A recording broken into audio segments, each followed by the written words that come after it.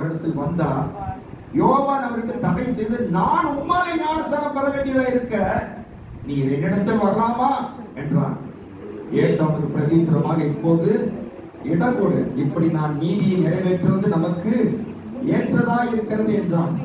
இது மட்டுமல்ல, யோவான் எழுதின நற்செய்தி 1ஆம் அதிகாரம் 19வது வசனம், அதுல ஒரு காரியத்தை நாம் பார்க்கிறோம். எருசலேமில் வந்த யூதர்கள் ஆசாரியரும் லேவியரையும் யோவானிடத்தில் அனுப்பி, நீர் யார் என்று கேட்டபோது அவன் மறுதலியாமல் அறிக்கையிட்டதுமன்றி, நான் கிறிஸ்து அல்ல என்று அறிக்கையிட்டான். ஆமா.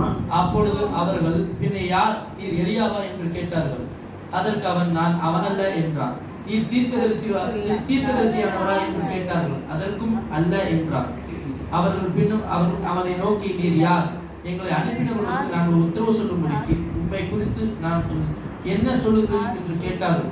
அதற்கு அவன், கர்த்தருக்கு வழியை செவைப்படுத்துங்கள் என்று ஏசாயா தீர்க்கதரிசி சொன்னபடியே நான் வனாந்தரத்திலே கூப்பிடக்கூடிய சத்தமாயிருக்கிறேன் என்றார். அனுப்பப்பட்டவர்கள் பரிசேயராய் இருந்தார்கள். அவர்கள் அவரை நோக்கி, கிறிஸ்துவும் அல்ல, எலியாவும் அல்ல, தீர்க்கதரிசியுமானவரும் அல்ல என்றால் ஏன் ஞானஸ்நானம் கொடுக்கிறேன் என்று கேட்டார்கள். யோவான் அவர்களுக்கு பிரதியுத்தரமாக, நான் ஜலத்தினால் ஞானஸ்நானம் கொடுக்கிறேன், நீங்கள் அறியாமல் இருக்கிற ஒருவர் எனக்கு நடுவில் உங்கள் நடுவில் இருக்கிறார். அவர் எனக்கு பின் வந்தும் என்னிலும் மேன்மையுள்ளவர்.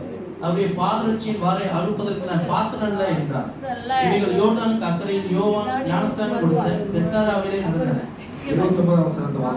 மறுநாளிலே யோவான் இயேசுவை தன்னிடத்தில் வர கண்டு, இதோ உலகத்தின் பாவத்தை சுமந்து தீர்க்கிற தேவ ஆட்டுக்குட்டி, எனக்கு பின் ஒருவர் வருகிறார், அவர் என்னிடம் முன்னிருந்தபடியால் என்னிடம் மேன்மையுள்ளவர் என்று நான் சொன்னேனே, அவர் இவர்தான். நானும் இவரை அறியாதிருந்தேன். இவர் இஸ்ரவேலை வெளிப்படும் பொருட்டாக நான் ஜலத்தினால் ஞானஸ்நானம் கொடுத்து வந்தேன் என்றார். பின்னும் யோவான் சாட்சியாக சொன்னது, ஆவியானவர் புறாவை போல வானத்திலிருந்து இறங்கி இவர் மேல் தங்கினதை கண்டேன். நானும் இவரை அறியாதிருந்தேன். ஆனாலும் ஜலத்தினால் ஞானஸ்தானம் கொடுக்கும்படி என்னை அனுப்பினவர், ஆவியானவர் இறங்கி யார் மேல் தங்குவதை நீ காண்பாயோ அவரை பரிசுத்த ஆவியால் ஞானஸ்தானம் கொடுக்கிறவர் என்று எனக்கு சொல்லியிருந்தார். அந்தபடியே நான் கண்டு இவரே தேவனுடைய குமாரனுக்கு சாட்சி கொடுத்து வருகிறேன் என்றார். மறுநாளிலே யோவானும் அவருடைய சீஷரும் 2 பேரும் நிற்கும் போது இயேசு நடந்து போகிறதை அவர் கண்டு, இதோ தேவ ஆட்டுக்குட்டி,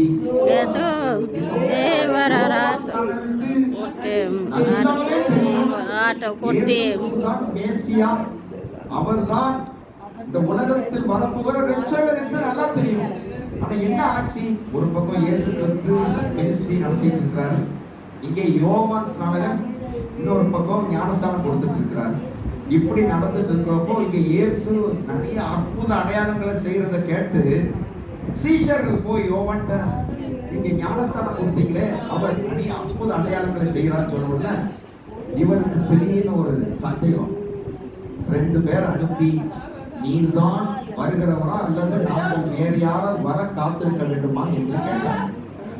இன்னைக்கு நம்முடைய வாழ்க்கையில நீங்க நினைச்சு பாருங்க, நம்ம எல்லாம் ஆவிக்குரிய ஜீவியத்துல பல ஆண்டுகள் ஆவிக்குரிய சபைக்கு வந்து கொண்டிருக்கிறோம். 30 வருடம், சில பேர் 10 வருடம், சில பேர் 5 வருடம். நம்ம எல்லாரும் ஒரு பணி தீவை பிடிச்சி விசுவாசிகள் குடும்பங்கள் மட்டும் இங்க இருக்க வேண்டும் சொல்லி யாரா இருக்கிறோமா? இல்ல. நான் இருக்கிற வீட்டுக்கு பக்கத்து வீடு இயேசு கிறிஸ்துவை அறியாத இந்து ஜனங்கள், அந்த பக்கம் ஆர்சி ஜனங்கள், இப்படி இருக்கிறாங்க. உங்க வீட்டு பக்கத்துல ஒருவேளை ஆவிக்குரிய சபைகளா அப்படியே கூடியிருக்கீங்களோ? இல்ல, எல்லாருமே அப்படி எப்படிதான் பண்ணப்பட்டிருக்கோம்.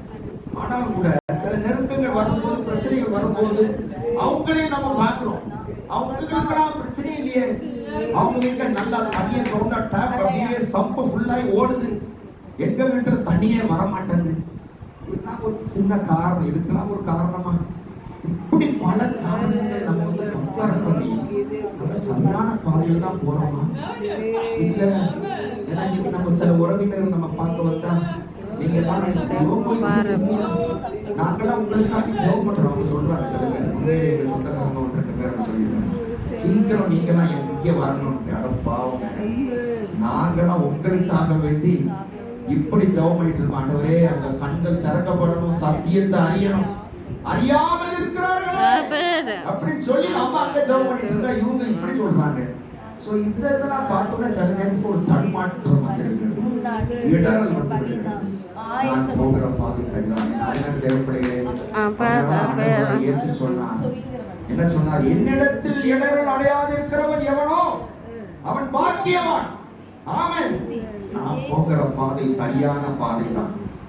அவன் வருகை பரியந்தம் நாம் அந்த ஓட்டத்துல பொறுமையோட ஓட கடவணும். ஆமென். ஹல்லேலூயா. ஏனென்றால் இங்க மேகம் போன்ற இத்தனை திரளான சாட்சிகள் நம்மை சூழ்ந்து கொண்டிருக்க, பாரமான யாவற்றையும் நம்மை சுற்றி நெருங்கி நிற்கிற பாவத்தையும் தள்ளிவிட்டு விசுவாசத்தை தோக்குகிறவரும் முடிக்கிறவருமாயிருக்கிற இயேசுவை நோக்கி நமக்கு நியமித்திருக்கிற ஓட்டத்தில் பொறுமையோடு ஓட கடவோம். ஹல்லேலூயா.